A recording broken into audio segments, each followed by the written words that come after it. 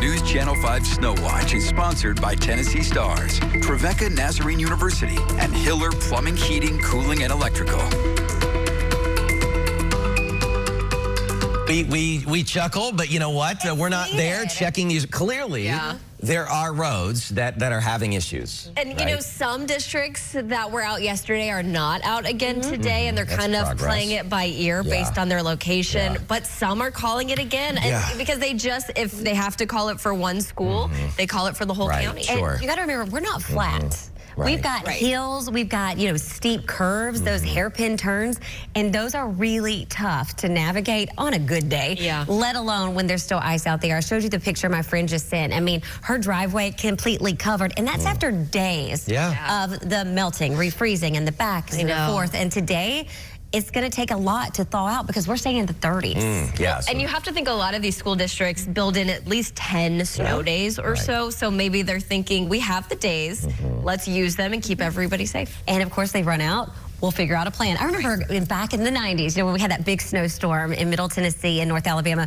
we had Saturday school. It was so fun. We all just went and played. Yes, it was a blast. As an only child, I enjoyed playing with my friends. So your success in school was clearly different from mine. I guess we did have a little different No, but no, I get it, and you're right. I mean, and we've got the holiday, I think, on Monday for a lot of schools in Locate, so just trying to get to that. But yeah, I mean, some of these roads have serious shades, and we do see this really cold temperatures overnight. Yeah, and this is just the tip of the iceberg when it comes to the cold air that's actually going to move in going into next week. Here's a look at some headlines for you. Today, sunny and cold. We're staying in the 30s all day long. Now, Friday, and going into parts of Saturday. So this is Friday night into Saturday, we will have a splash alert. This is not an all-day washout type event. This is basically an overnight situation going into parts of our Saturday. Along with the rain, we get some winds and we get some warmth. Temperatures will actually be in the 50s, not just for Friday, but also going into Saturday before the coldest air so far this season moves in. Yes, I'm talking highs that don't even get above freezing. So we're going to be trailing 20+ degrees below where we should be. So that kind of makes this not seem so bad, does it?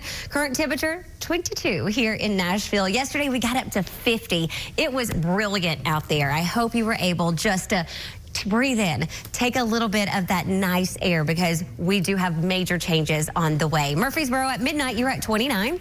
You've now since dropped down to 23, and it's all about the timing of this cold front. As anticipated, it wasn't a rainmaker. It did try and squeeze out a few flurries, but overall, it was just a big temperature changer, and that cold front itself is now down into the Tennessee Valley, and we've got that cold, dry air filtering in right behind it. You've got teens.